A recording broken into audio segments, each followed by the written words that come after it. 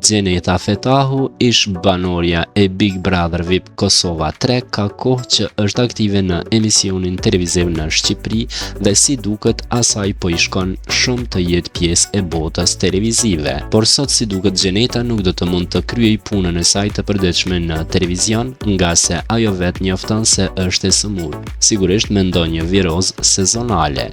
Në pamjet që Gjeneta i ka bërë publike, shihet duke marrë infuzion. E sigurisht për këtë gjendje të saj në këto momente fajet i ka gripi. Se a do të jetë prezente këtë fundjavë në emision Gjeneta, mbetet të shohim nëse do t'i kaloj kjo viroz.